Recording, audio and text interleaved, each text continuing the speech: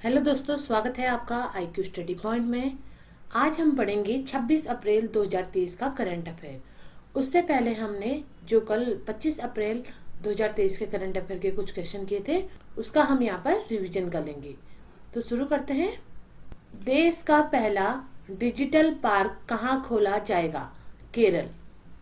विश्व के logistic performance index में भारत किस स्थान पर रहा? 38वें। देश की पहली वाटर मेट्रो की शुरुआत किस राज्य में की जाएगी? केरल। प्रतिष्ठित संतोकबा मानववादी पुरस्कार 2023 से किसे सम्मानित किया गया है? सोनम वांगचुक को।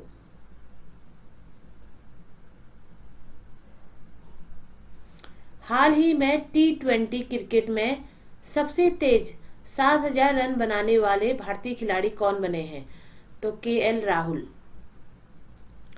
हाल ही में किस राज्य द्वारा एक पंचायत एक खेल का मैदान परियोजना की शुरुआत की गई है? केरल। हाल ही में किस देश ने 1 बिलियन मील एंडोलमेंट अभियान लॉन्च किया है? तो UAE ने। ये थे वो क्वेश्चन जो हमने कल किए थे, उनका अभी हमने रिवीजन कर लिया। अब हम पढ़ेंगे 26 अप्रैल 2023 का करंट अफेयर। तो पहला क्वेश्चन है इसमें, हाल ही में किसे ऑस्ट्रेलिया के सर्वोच्च नागरिक सम्मान ऑर्डर ऑफ ऑस्ट्रेलिया से सम्मानित किया गया है? हाल ही में कौन वो व्यक्ति हैं जिन्हें ऑस्ट्रेलिया का सर्वोच्च नागरिक सम्मान ऑर्डर ऑफ ऑस्ट्रेलिया से सम्मानित किया गया है? इसका राइट आंसर है option number B, Ratan Tata. ठीक है, रतन टाटा को जो है ऑस्ट्रेलिया के सर्वोच्च नागरिक सम्मान ऑर्डर ऑफ ऑस्ट्रेलिया से सम्मानित किया गया है।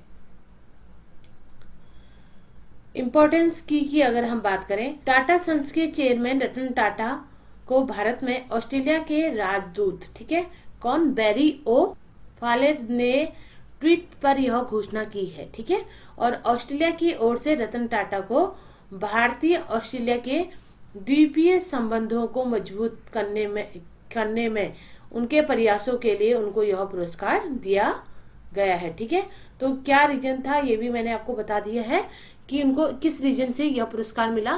तो ऑस्ट्रेलिया की ओर से रतन टाटा को यह पुरस्कार क्यों दिया गया है?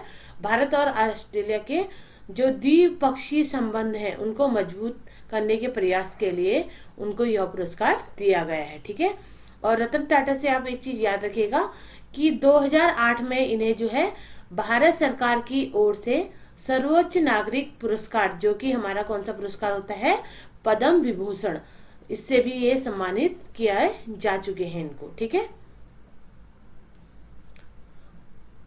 उसके बाद क्वेश्चन नंबर 2 है, विश्व मलेरिया दिवस यानी कि वर्ल्ड मलेरिया डे कब मनाया जाता है?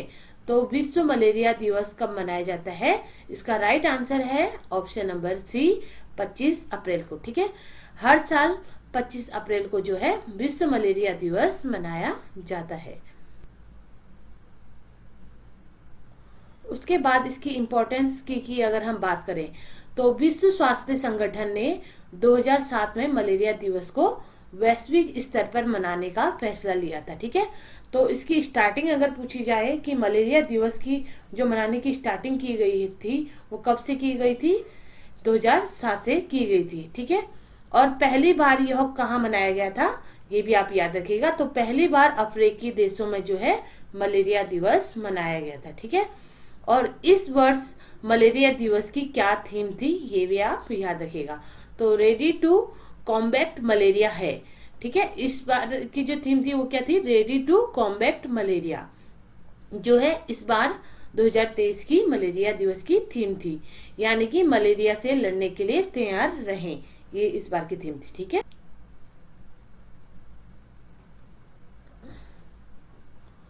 उसके बाद क्वेश्चन नंबर 3 है, हाल ही में किस केंद्र शासित प्रदेश में नमो medical education and research institute का उद्घाटन किया गया है? तो हाल ही में कौन सा वो केंद्र शासित प्रदेश है जहां पर नमो medical education and research institute का उद्घाटन किया गया है? तो इसका राइट आंसर है ऑप्शन नंबर सी, दादरा तथा नगर हवेली और दमन द्वीप। ठीक है, दादरा नगर हवेली में जो है नमो medical education and research institute का जो है उद्घाटन किया गया है। और कब किया गया था इसका उद्घाटन? 25 अप्रैल 2023 में कल माननीय प्रधानमंत्री नरेंद्र मोदी जी द्वारा जो है इसका उद्घाटन किया गया है। ठीक है, इम्पोर्टेंस की अगर बात करें तो यह जो रिसर्च इंस्टीट्यूट है दादरा तथा नगर हवेली के कहां पर है? अगर शहर पूछा जाए तो सिलवासा स्थित है। अगर आपसे ये पूछा जाए कि कौन सी केंद्र शासित प्रदेश में है, तब दादरा नगर हवेली का आएगा। ठीक है, और नमो चिकित्सालय शिक्षा तथा शोध संस्थान केंद्र शासित प्रदेश में का पहला चिकित्सालय महाविद्यालय है। ठीक है, और अगर इस महाविद्यालय की अगर बात करें तो इसकी जो आधारशिला रखी गई थी वो 2019 में माननीय प्रधानमंत्री जी द्वारा रखी गई थी। ठीक है, और इस कॉलेज में 13 इमारतें हैं और इनको बनने में जो लागत आई है वो 203 करोड़ रुपए की लागत लगी है। हाल ही में सूडान में फंसे भारतीयों को वापस लाने के लिए केंद्र सरकार द्वारा शुरू किए गए ऑपरेशन का क्या नाम है? तो हाल ही में जो सूडान में फंसे हुए भारतीय हैं, जो गृह युद्ध के कारण सूडान में जो है फंस गए हैं भारतीय, उनको भारत वापस लाने के लिए केंद्र सरकार द्वारा एक ऑपरेशन शुरू किया गया है। उस ऑपरेशन का क्या नाम है ये हमें बताना है। ठीक है, इसका राइट आंसर है option number C, operation Kaveri. ठीक है, ऑपरेशन कावेरी नाम दिया गया है सूडान में फंसे भारतीयों को वापस लाने के लिए। और इम्पोर्टेंस की अगर हम बात करें, इम्पोर्टेंस की है इसकी, सीज फायर लागू होने के बाद भारत में इस अफ्रीकी देश में फंसे, ठीक है, अपने लोगों को रेस्क्यू अभियान शुरू कर दिया है। ठीक है, जो इस देश में हमारे भारतीय लोग फंसे हैं उनको भारत लाने के लिए यह रेस्क्यू अभियान शुरू कर दिया है। तो इस अभियान के तहत भारतीयों का पहला जत्था पोर्ट सूडान से निकल चुका है। ठीक है,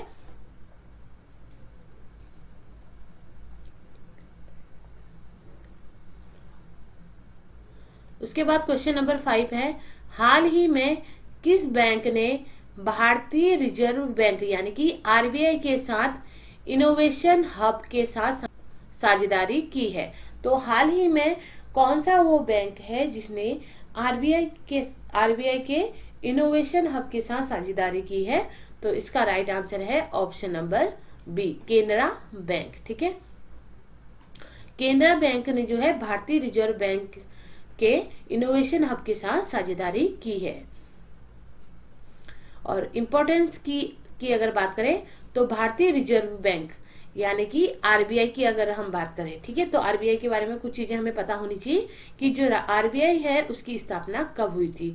तो 1 अप्रैल 1935 में कोलकाता में जो है इसकी स्थापना की गई थी। ठीक है, और भारतीय रिजर्व बैंक के वर्तमान गवर्नर भी बहुत बार एग्जाम में पूछे जाते हैं, तो ये भी आप याद रखिएगा कि जो भारतीय रिजर्व बैंक के वर्तमान गवर्नर हैं वो कौन है?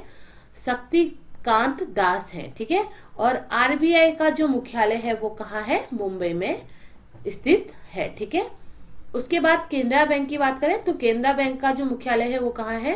बेंगलुरु में स्थित है। ठीक है,